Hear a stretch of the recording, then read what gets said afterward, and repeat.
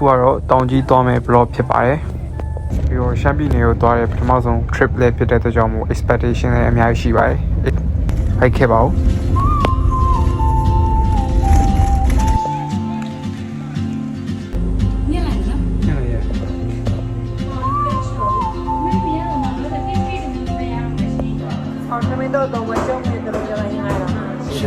ပထမဆုံးအနေနဲ့ကားနာတော့အရင်ဆုံး bike ဖြည့်ပါတယ်ဘိုက်ဖြစ်ပြီးရတဲ့ကျွန်တော်ခရီးဆက်ပြီးတော့စက်ခဲ့ရပါတယ်နေပြီးတော့မှလည်း၄နိုင်တော့အိတ်ခဲ့ရပါတယ်၄နိုင်တို့ကေးဖွင့်တာနဲ့နေပြီးတော့မှတမင်ကျော်စားပြီးတော့ထွက်ခေါ်ရခဲ့တာတောင်းတန်းလေးရေးလေးစားပြီးမြင်နေရပါပြီအဲနဲ့ရောက်တဲ့ခါမှာတော့ဒီနေ့ရောအသေးအတွေ့ရနဲ့အသေးရဲ့အသေးရန်တဲ့ကိုတီးပဲဝတ်စားခဲ့ပါတယ်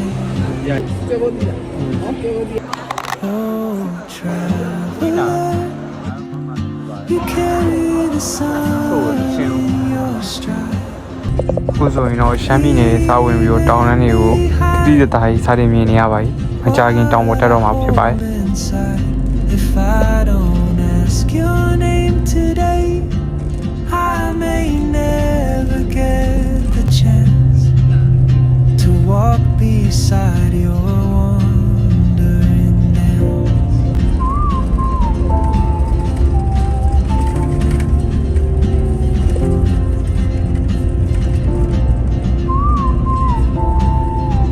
ကလော်ရီဝင်ပြီးတော့ tissue တန်းလေးမြင်နေရပါပြီ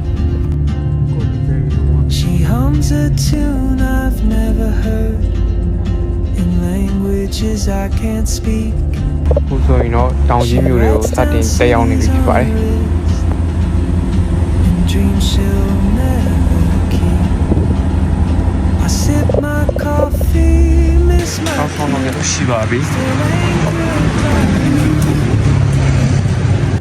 Time rolls on like open roads and soon she won't be here အမှန်တိုင်းပြောရင်ကျွန်တော်တောင်ကြီးမြို့ကိုကြောက်လိလာမျိုးမထင်ခဲ့ဘူးပေါ့နော်ဒါပေမဲ့ကျွန်တော်ရဲ့ expectation တိုင်းဖြစ်နေတဲ့အတွက်ကြောင့်မို့တကယ်ကိုလုံးဝ wonderful trip ဖြစ်ခဲ့ပါတယ်ပြီးတော့ဒီဝေးချိန်မှာတပုံနေပါရိုက်ပြီးတော့ sunset ကိုတိကျကြည့်ခဲ့ပါတယ် and I feel like I want to live in this city for the rest of my life as I am mountain enjoyer then this city is the best for me and I decided to spend my entire life in this city so I need to work hard and I'm gonna live in this city ညနေရောက်တော့ကျွန်တော်ဖျားဘူးသွားခဲ့ပါတယ်ဖျားဘူးသွားတဲ့အခါမှာမြို့ရင်းဖြစ်သွားတဲ့ကြောင့်အဲ့မြို့တွေမှာတိုက်တီကြည့်ပြီးတော့ဒီလောက်တိုးတက်ပါလားဆိုပြီးတော့လည်းတကယ်သဘောကျခဲ့ပါတယ်ပြီးတော့ပထမဆုံးသွားမဲ့ဖျားတော့ဆူနာမိုနီမဟုတ်ပါဘူးရွှေဖုံးမွေဖျားဖြစ်ပါတယ်လမ်းတစ်ချောင်းမှာလည်းဟို view လေးကြည့်ရတယ်တော်တော်လှပါတယ်ရွှေဖုံးမွေဖျားသွားတဲ့လမ်းမှာဆိုရှင်တောင်ပေါ်နေသွားတာဖြစ်တဲ့ကြောင့်မို့အဲ့ sunset နဲ့အမီသွားခဲ့ရဖြစ်တဲ့ကြောင့်မို့လုံးဝ view က shade ဖြစ်ခဲ့ပါတယ်ဒါတော့ရွှေပုံးမွေးပြရဖြစ်ပါတယ်ရွှေပုံးမွေးပြရမှာအစားမှာအေးဦးထင်းနေတာအပေါ်လဲရောက်တော့ညနေဆောင်ကြတော့တော်တော်လေးကိုချမ်းပါတယ်တော်တော်လေးကိုအေးပြီးတော့စိတ်နေရပါပဲညနေဆိုတောင်ကြီးတစ်မျိုးလုံးမြင်နေရပါတယ်အဲ့တော့တကယ်ကိုမိုက်ပါတယ်ပြီးတော့နောက်ဖျားစုဖြစ်တဲ့ဆူနာမွန်နီဖျားကိုထပ်ပြီးတော့တောင်းမှာဖြစ်ပါတယ်ဆူနာမူနီဖေရောတော့ TikTok ဘာမှမြင်နေကြဖြစ်ပေမဲ့ညဘက်သွားတော့လာရလို့ပြောပါတယ်အဲ့တော့ညဘက်သွားခဲ့ပါတယ်သူများရဲ့တင်တဲ့အတိုင်းပဲအပြင်မှာလည်းတကယ်ကိုလုံးဝတက်ပယ်ပါတယ်အဲ့တော့ view ကလည်းတကယ်လှပါတယ်ရန်နေဆိုရင်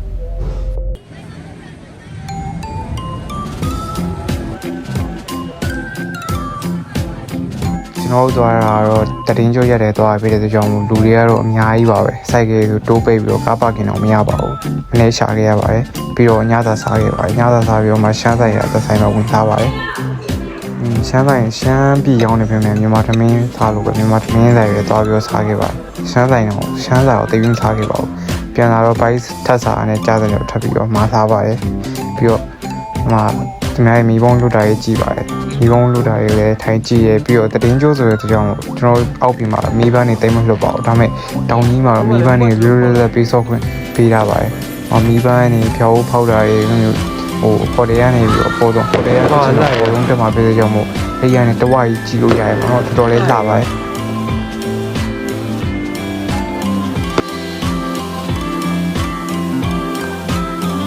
ပြီးတော့ညကျတော့ coffee လေးတောက်ပြီးတော့အိတ်လိုက်ပါတယ်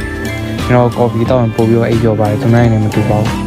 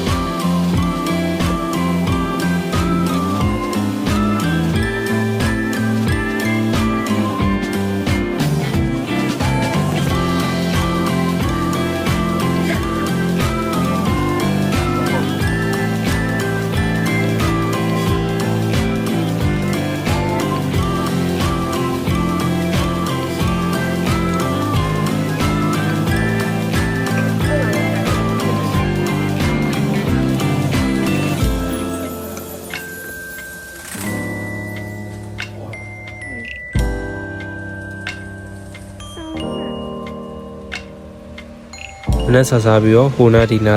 လိုက်လျှောက်ကြည့်ဖို့အောင်ဆင်းပြီးတော့လမ်းလျှောက်ကြည့်ပါတယ်အိမ်လေးတွေကလည်းအရင်လှပါတယ်လှရဆိုတော့နည်းနည်းအောက်ပြည်နေမတူဘဲတမျိုးတမှုထူးခြားနေပါတယ်ပေါ့နော်အားနေရတဲ့ဝေစားနေရပါပဲရာသီဥတုကလည်းအေးလေးမမိုက်လေးနဲ့ဆိုတော်နေတော့ကောင်းတယ်လုံးဝအေးတဲ့ရာသီဥတုအေးတဲ့နေရာကိုရောက်သွားရင်လုံးဝ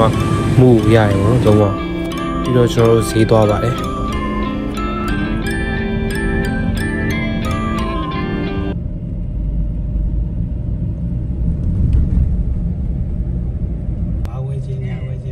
ရှိတယ်ကျွန်တော်လှမ်းပြီးတော့ပြောပြမယ်နော်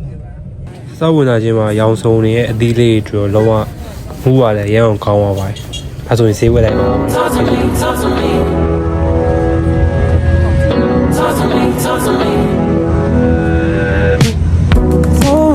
Like do you love me or not? Head is spinning and they don't know when to stop. She said forever, baby, did you mean it or not? Hold on, hold on. Give me your red, baby, but I still get the message. Instead of it's 3 dots, but I can connect them. If it ain't right, baby, you know I respect it. If you need time, just take your time. Honey, I get it, I get it, I get it. Way you got me all in my head. Think I'd rather you in my bed. Whatever it is, you know I can take it. I'm counting the days, how many days till I can see you again. Ooh, kisses like you put to my mind. Keep it with arrows, baby, shooting my shot. I could get in, drop me down, popping up from over. All of my friends, just in my skin, I wanna get closer and closer and closer to you. The way you got me all in my head.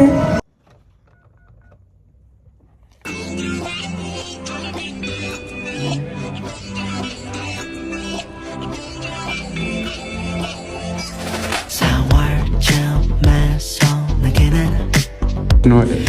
ဒီလိုစားရများတော့ဂျင်းဆုံးမရောက်မှာဖြစ်ပါတယ်။ဂျင်းသွားဆုံးမှာဖြစ်ပါတယ်။ 땅에 끌린 아직 끝에 살며시 젖어올라 마음을 채우죠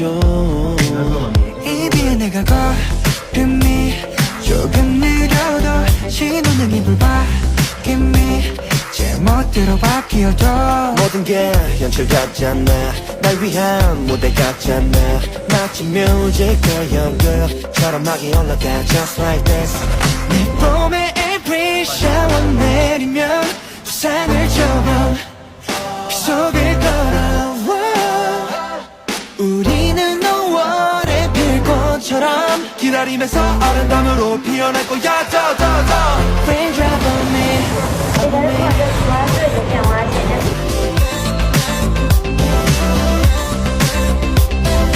Raindrop on me on me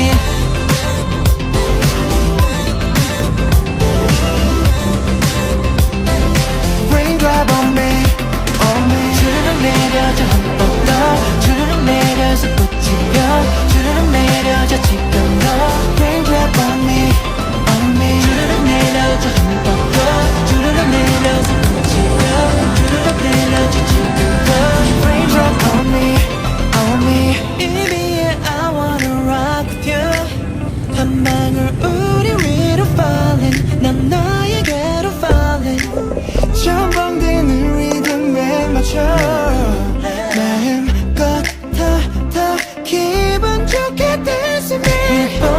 ရောက်နေ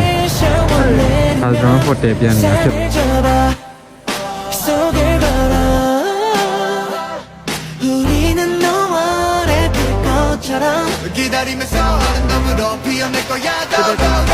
Raindrop on me on me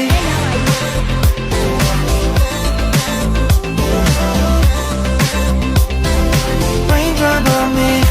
on me တင်ပင်လေဝါနော်နေနေလူဝိုင်းညထိုင်တော့နေပါရဲ့တကယ်ညထိုင်တော့တကယ်ညလက်ခေါ်မယ်လို့ပြောတယ်ပေါ့ကဖေးတွေတော့ပေါ့အေးဟာလူငယ်ကဖေးတော့နေစီပြေပေါ့ဟုတ်တကယ်ညခေါ်ရပဲဒီနေ့ကတော့တောင်ကြီးကိုရောက်တာဒီနေ့3ရက်မြောက်နေပေါ့3ရက်မြောက်နေမှာဒီနေ့ကဘာနေ့လဲဆိုတော့ဘာနေ့လဲပေါ့ဆိုအေးဆုံးနေပေါ့နော်ဘာလို့ဆိုမနေ့ကမိုးရွာတာကြာမိုးရွာတာတော့မြူတွေကြာနေတိတ်မင်းလည်းရှိရပေါ့တိတ်မင်းလည်းမြင်ရရပေါ့နော်ဆိုတော့ဒါတောင်ပေါ်ဒေတာဆိုညာဘက်တွေမိုးရွာတာပြီးမနေ့ဆိုလို့ရှိရင်မြူတွေကြာတယ်ပေါ့ဒီနေ့ကတော်တော်ချမ်းနေပေါ့နော်မနေ့တော့အိတ်လူမင်းဟောအရန်ချမ်းတာပေါ့နော်အဲကုန်းလည်းပိတ်ရ green box လည်းပိတ်ရဒါဘူးချမ်းနေ lighting ပါပြင်75တော့မရဘူးထင်တာပဲပေါ့နော်ညောင်မိုးအုပ်လေးနေဆို office ပြန်ချဲအောင်လာတော့စဉ်းစားနေ office ကမိုးအုပ်နေ office ရွေးရခက်တယ်နေရတော့ပွင့်တက်ချက်မပွင့်တက်ချက်တောင်ပေါ်ဒေတာဆိုတည်တိုင်းအဲ့တော့ဒီနေ့ကတော့ကျွန်တော်တပုံလိုက်ရမှာဖြစ်ပါတယ်။ဘာလို့ဆိုဟိုတယ်မှာပဲနေခဲ့ပြီးတော့ပုံကောင်းကောင်းလေးတိတ်မရတာဘူးပေါ့နော်။အဲ့တော့ဒီနေ့ကျွန်တော်တငယ်ချင်းခေါ်များနောက်ကိုလိုက်သွားမှာဖြစ်ပါတယ်။ဘာလို့ဆိုရှမ်းပြည်နယ်တခါမှလည်းမရောက်ဘူးပေါ့။သူခေါ်တဲ့နောက်ကိုဒါအကုန်လိုက်သွားမှာပေါ့နော်။အဲ့တော့ကျွန်တော်ဘယ်တွေသွားမလဲဆိုတာကိုလိုက်ကြည့်ပေးပါဦး။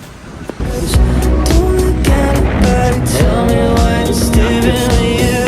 Don't believe in love, but no one makes me feel like you do. I don't say much 'cause I just always thought that you know. Touch the rain, can't stop. You know I got such smile for you. You know I got such smile for you.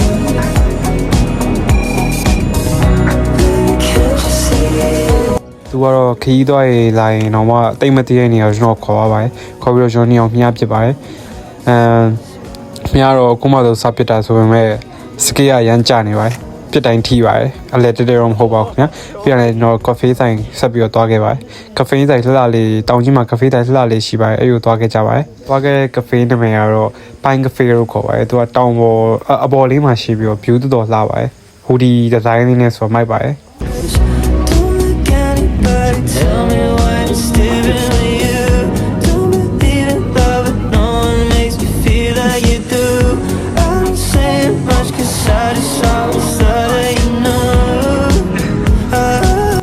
ဒီ coffee ဆိုင်ကလှတာပဲမဟုတ်ဘူးねရတာလည်းရမ်းကောင်းပါတယ်အဲ့သူစီမှာအဲ့ The Pine Cafe ဆိုတဲ့ signature coffee လားမသိဘူးအဲ့ဒါရှိရပါတော့နာမည်တော့တခြားမသိတော့အဲ့ဒါလေးကဆိုတကယ်တော့ကောင်းပါ recommend ပေးပါတယ်ဆိုတော့ထင်းရှူးနဲ့တင်းတင်းလေးရနေတာပါ coffee ရတယ်ခါတက်တက်လေးနဲ့ပြ recommend ပေးပါတယ်ပြီးတော့ကျွန်တော်တို့အရင်တပ်ပုံရိုက်လူလာတဲ့နေရာကိုသွားခဲ့ပါသေးတယ်နောက်တစ်ခုကကျွန်တော် Arrows ကိုသွားမှာဖြစ်ပါတယ် Arrows ကကျတော့ခြံပုံစံမျိုးပေါ့နော်ခုအဲ့ဒီ Arrows ကကန်ကြီးရက်ကွက်မှာရှိရပေါ့အဲ့ဒီကန်ကြီးရက်ကွက်ကကျတော့တောင်လေးအများကြီးရှိရပေါ့နောက်ဆိုမြန်မာနိုင်ငံမှာကျွန်တော်အကြိုက်ဆုံးနေရာပြောပါဆိုကန်ကြီးဖြစ်လိုက်မယ်ပေါ့နော် Get what they want. I just want you. I don't wanna get anything else now that I saw you. It's got the whole world to the line. I don't wanna think anything else now that I got you. There's nothing too long to say. Just taking so long. It's been a year, die. နောက်ဆုံးပိတ်အနေနဲ့တောင်ကြီးရဲ့မသွားမဖြစ်ရဖြစ်နေရဖြစ်တဲ့တောင်ကြီး view point တွေသွားပြီးတော့တပုတ်ရိုက်ခဲ့ပါသေးတယ် Oh my, she's a long way from suburban town. Keys to the city for the love, got her hurting now. Oh my, she's a long way from suburban town. Long way, really long way from.